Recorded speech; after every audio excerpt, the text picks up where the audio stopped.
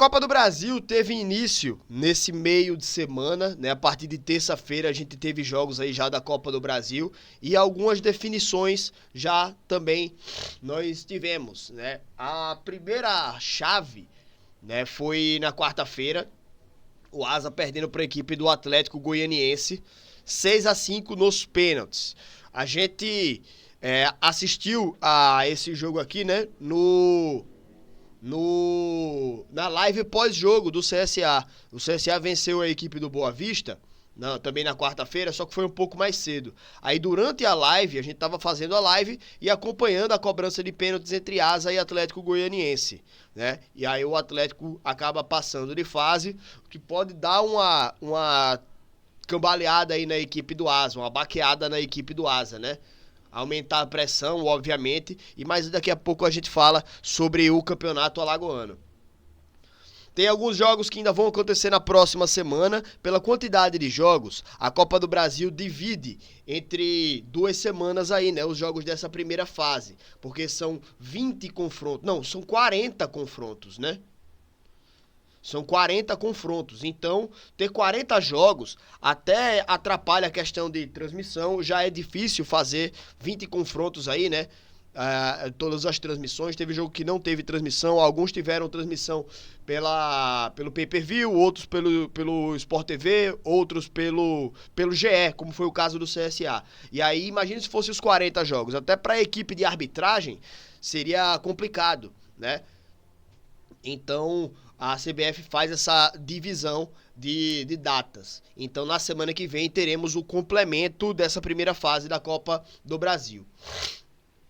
Mas mesmo assim, já temos algumas chaves definidas. Por exemplo, o CSA venceu a equipe do Boa Vista 2-0 e o Tunaluso venceu por 1-0 a equipe do Sampaio Corrêa. Então, pelo chaveamento pré-definido, o CSA enfrenta Tunaluso em Maceió na segunda fase, né? E o chaveamento ele já definiu quem joga em casa e quem joga fora na segunda fase. Daqui a pouco a gente passa por isso, tá?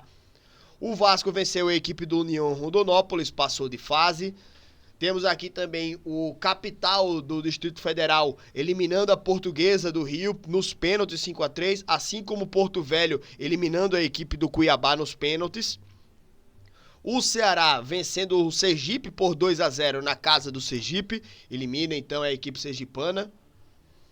O Grêmio, que passou muita dificuldade contra o São Raimundo de Roraima, né? Teve perdendo até os acréscimos da partida. Nos últimos lances acabou conseguindo um empate e nos pênaltis acabou conseguindo passar de fase a equipe do Grêmio. Por pouco não tínhamos o primeiro grande vexame da Copa do Brasil, né? A primeira grande zebra da Copa do Brasil. O Náutico venceu 4-0 aqui o Santa Cruz de Natal. O Amazonas perdeu nos pênaltis para a equipe do Rio Branco. Aqui é, de certa forma, um vexame. Eu não sei se o Rio Branco ele tem participação na quarta divisão, mas que o Amazonas é um time da segunda divisão, né? Aí o Rio Branco é um time ou sem divisão ou na quarta divisão, não sei, tá? Não tem nem como eu acompanhar todos os times, decorar todos os times que estão participando ou não de divisões do Campeonato Brasileiro, tá? Mas mesmo assim é um time que deveria ser superior, então já é um vexame aqui, assim como foi o Cuiabá, né? Assim como foi aqui o Cuiabá perdendo para o Porto Velho nos pênaltis. Mas enfim, vamos nessa. O Atlético Mineiro venceu a equipe do Tocantinópolis 2-0. O Manaus eliminou a equipe do Independência, né, por 4-2 nos pênaltis, após 1-1 no tempo normal. O ABC eliminado pelo Olaria, a ABC que é adversário aí do CSA na Série C, né? Então já é um time que perde uma receita importante aí para a sequência da temporada. Então, olho nesse time também, né?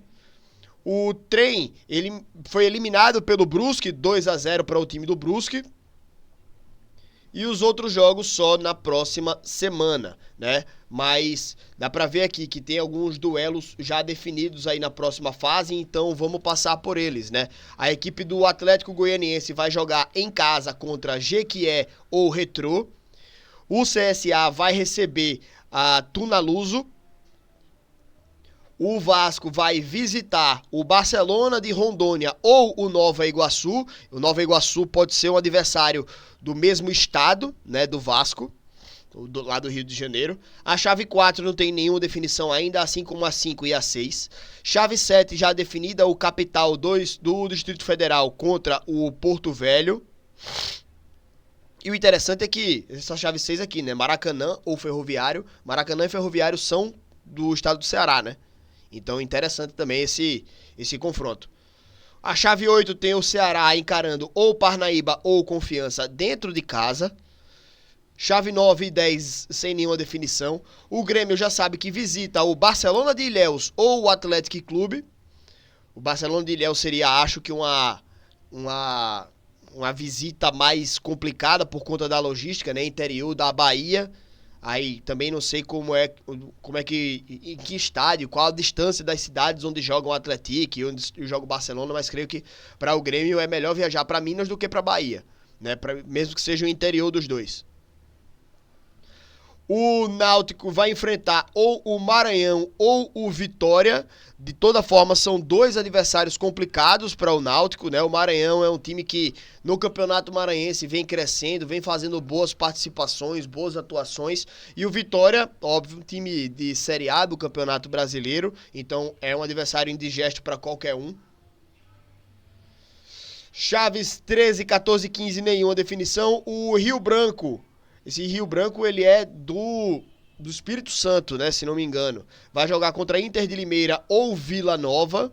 Dois adversários chatos também. O Inter de Limeira foi um dos times que subiu, né, A Inter de Limeira subiu? Não, tô lembrado agora. Inter de Limeira.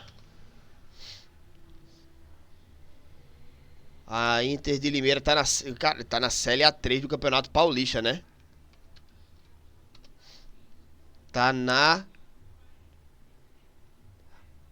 A Inter de Limeira foi eliminada na Série D pelo Maringá, né? O Maringá que subiu e eliminou a Inter de Limeira. Mas, enfim, fez uma boa temporada na Série D, não sei como é que tá esse ano. Toda vez eu confundo os times que subiram da C pra D. Foi o Anápolis, o Retrô, o Maringá e o Itabaiana, né? Então, agora sim eu tô recordado. Mas, enfim, o Atlético Mineiro vai receber a equipe do Manaus. O Olaria recebe a equipe do Brusque e a chave 19 e 20 sem nenhuma definição. Lembrando que essa fase 2 da Copa do Brasil é a única fase que tem o chaveamento já pré-definido, a partir da primeira fase. Na terceira fase entram mais 12 equipes, os classificados para a Libertadores, mais alguns outros times também, né, que já conseguiram essa garantia da terceira fase. Então, depois disso é sorteio mais uma vez, né? Acho que reorganiza as equipes por potes e refaz aí o sorteio para definir os confrontos da terceira fase. Depois daí já é oitavas de final, tá certo? Mas enfim, Copa do Brasil aí também já tendo seu início no Brasil também, né? E ainda sem a primeira fase totalmente definida.